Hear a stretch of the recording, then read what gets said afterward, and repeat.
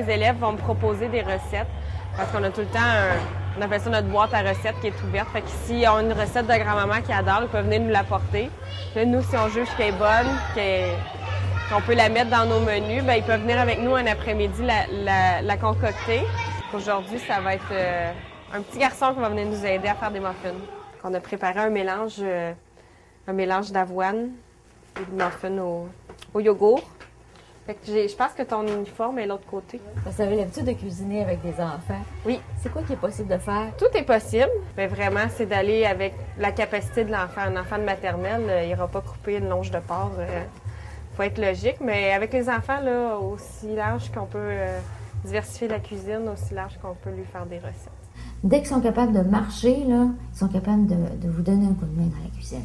Puis de collaborer. En plus, ça les intéresse, puis ça va leur éviter aussi de faire « wesh » quand ils arrivent à table, parce qu'ils vont avoir hâte d'avoir qu'est-ce que papa va dire, qu'est-ce que la grande sœur va dire, parce que c'est eux qui l'ont préparé. Ça ici, c'est un mélange de cannelle, avoine, cassonade. Ça goûte bon, c'est bon pour la santé, puis en même temps, ça nous évite d'aller mettre une tonne de crémage. Qui calcule avec la tasse à mesurer, les trucs. Il revient dans la classe, il dit à son ami, il dit « Hey, je suis allée dans la cuisine, puis il dit « Tu sais, là, Madame Anne, elle nous a montré à faire des fractions.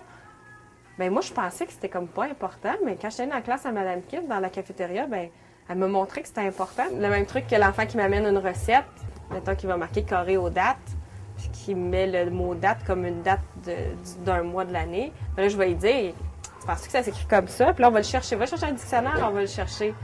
Puis là, hey, Madame Kim, elle fouille dans le dictionnaire. C'est une cuisinière, ben elle fouille dans le dictionnaire. Ben oui, parce que c'est important. Tu n'as pas appris à fouiller dans un dictionnaire juste pour fouiller, pour passer le temps à l'école. S'il y avait une raison pourquoi tu l'as appris, bien, c'est tous des petits trucs comme ça qui nous permettent de montrer aux enfants que ce que tu apprends à l'école, c'est important dans ton métier aussi. Tu vas t'en servir plus tard. Là. Auparavant, on avait des classes d'élèves en trouble du comportement dans l'école ici. Alors, les élèves, parfois, qui étaient turbulents en classe, qui avaient de la difficulté à rester concentrés, pour les aider, Kim les amenait faire à manger dans sa cuisine. Et mine de rien, bien, il lisait la recette, il calculait, il travaillait sans s'en rendre compte. Puis une fois que tout était replacé, qu'il était calme, il pouvait retourner en classe. D'avoir toute mon attention ici, l'enfant, c'est encore... Il se sent fier. Puis après ça, on va faire déguster la recette. Souvent, ces enfants-là ont été dans le bureau du directeur pour se faire chicaner.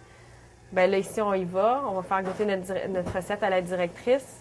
Mais ils rentrent dans un autre cadre dans le bureau. C'est « Viens voir, je suis fière d'avoir fait quelque chose, je le partage avec toi. » Puis même la directrice, l'approche est différente avec cet enfant-là. Fait qu'il réalise aussi, il vient cuisiner, c'est le fun, on a du plaisir, mais il réalise aussi qu'il y a des bureaux, il y a des endroits, il y a des personnes dans l'école qui sont pas là juste pour le chicaner. On donne des cours de cuisine aux élèves en parascolaire. C'est ouvert de 5 à 12 ans aussi. Les maternelles peuvent venir comme les 6e années. On apprend les bases de la cuisine, les sauces, les fonds de volaille, les fonds des trucs comme ça. Qu'est-ce que tu as appris? À couper des légumes bien. J'ai fait des fleurs en légumes, des sushis, des smoothies.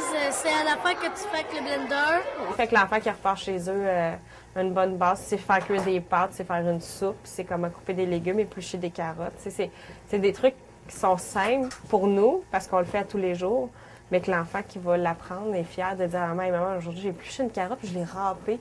Moi, j'ai fait mes fleurs en légumes. J'adore faire ça, surtout dans les radis. Là, ma mère avait un gros radis de même. Là, j'ai fait des fleurs. C'est une inscription volontaire, si on veut. Tu sais, j'oblige pas les enfants à venir. Je peux en avoir une dizaine. Comme dans certaines écoles, on monte à 35-40 enfants. Fait que c'est 1h15. On a de la théorie et de la pratique. Puis l'enfant va partir à la maison avec qu'est-ce qu'il a cuisiné. Fait que là, il arrive à la maison puis il est fier de montrer puis de faire goûter. Puis souvent, les enfants, je leur dis, parce que comme on a fait une lasagne avec des épinards, les enfants disent « Ah, moi, je veux pas mettre d'épinards, j'aime pas ça. » Ouais, mais la recette, tu l'as fait pour faire découvrir aussi à la maison c'est quoi. Fait que tu mets des épinards dans ta recette. J'ai dit, si Mme Kim, quand elle cuisine, elle mettrait pas dans ses recettes tout ce qu'elle aime pas, vous mangeriez pas grand-chose ou vous mangeriez tout le temps la même affaire parce que je mettrais juste ce que j'aime, tu sais.